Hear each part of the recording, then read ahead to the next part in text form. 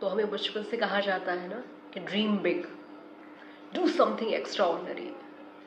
इन सब के प्रेशर में, इन सब के स्ट्रेस में, या फिर खुद को प्रूव करने के चक्कर में हम ऑर्डिनरी भी नहीं रह पाते। एक्स्ट्रा ऑर्डिनरी तो बहुत अलग चीज़ है।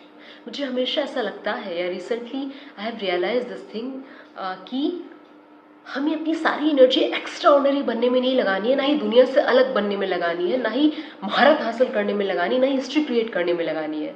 हमें अपनी सारी एनर्जी प्रूव करने के ना डायरेक्शन में लगाकर, क्योंकि ये सारे स्टेप्स कहीं ना कहीं आपको खुद को महान साबित करने की दिशा में लेकर के जा रहे हैं कि आप दूसरों से कैसे भिन्न हो, आप बगल वाले से कैसे ज़्यादा महान हो। आप एक्स्ट्रा ऑर्डिनरी कर रहे हो क्योंकि आपको ऑर्डिनरी नहीं रहना ना, like you are like dreaming big to do something big in life. तो इस बिग के चक्कर में ना स्मॉल स्मॉल स्मॉल जो चीज़ों में मेजर सक्सेस होती है ना, वो हम कभी भी एक्सपीरियंस नहीं कर पाते। So I have promised this thing to myself that I will not put this pressure on myself कि मुझे बहुत बड़ा बनना है या फिर मुझे कुछ बहुत एक्स्ट्रा ऑर्डिनरी करना है।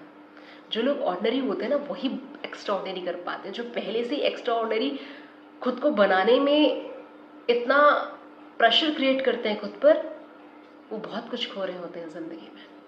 आप ऑर्डिनरी रहोगे तो आप खाली रह पाओगे।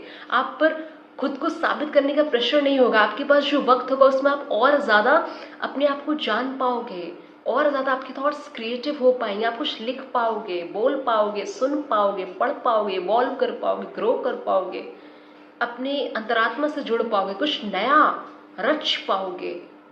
समझ रहे हो आप? जब आप ऑर्डिनरी रहोगे, जब आप अपने ऊपर एक्स्ट्रा ऑर्डिनरी बनने का बर्डन नहीं क्रिएट करोगे।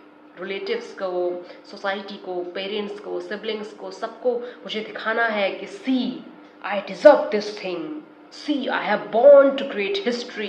ये सारी जो मोटिवेशन वाली जो चीज़ें हैं ना, ये हमें ये हमें जो इंसान की जो मूलभूत खूबसूरती है उससे बड़ी दूर ले जा रही हो।